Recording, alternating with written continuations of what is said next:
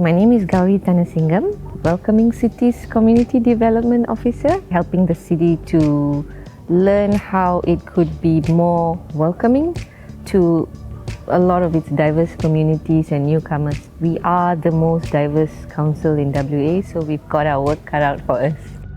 We found out after conversing with, I believe, close to 300 to 400 community members that as much as people are happy with the services, they also do not know what they do not know. And the best way to engage with the city community felt it would be good for there to be a conduit between the city and community, someone who actually understood the culture of the people that community represents, as well as the language. And that is how the Cultural Ambassador Program was born. Public libraries exist in communities all over Australia. People know that they are there, but that doesn't necessarily mean everybody feels welcome to come in. So in looking to how we could ensure that our own Canning libraries were welcoming, our first thought was, let's ask the community. One of the main points of feedback we got from our community was that people want to see themselves in these spaces.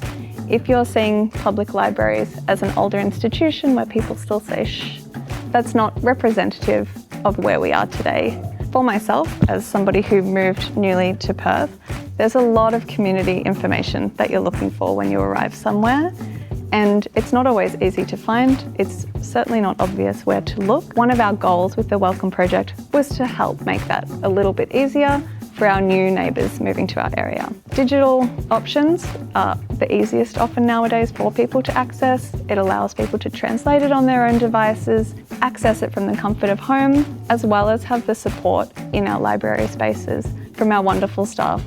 Another important part of that website was to get photos of our community so people can see their neighbours, people that they will see around, friendly faces that they can say hello to, and people who have maybe had a similar experience to them in arriving here and having to connect with different community organisations until it's home for them too, like it is for me now. As different as the immediate needs are of different community contexts, some of the underlying things are the same in that communities have needs and aspirations that are pretty similar in terms of not just surviving but thriving in their communities. We have about 22 ambassadors that are currently in the program. I think what has happened is it's built a little bit of familiarity, a little bit of confidence, not just in the council, but in themselves as to how they fit into the whole picture. And because we've put forward projects for them to work on, but not just any projects that they felt were important to them. So with these projects, they got to know the city officers.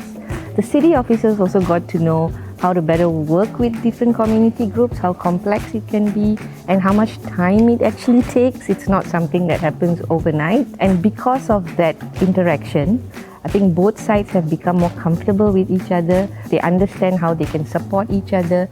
The confidence has also been built internally within the city.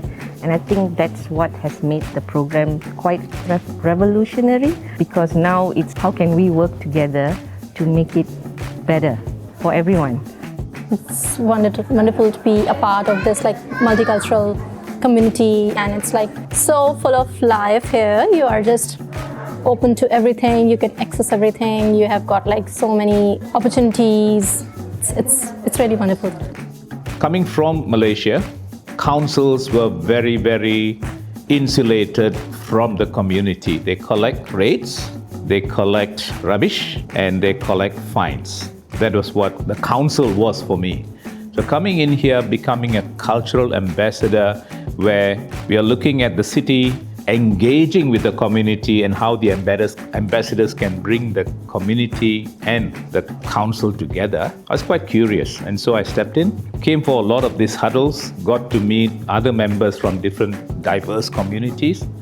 And then there was this project. I thought I'll take the waste project, and I found that was really, really interesting and a very good opportunity to reach out to the people. We had 2 pop-ups in the supermarkets, and it was very successful. I think together we had about 350 people who visited our stores.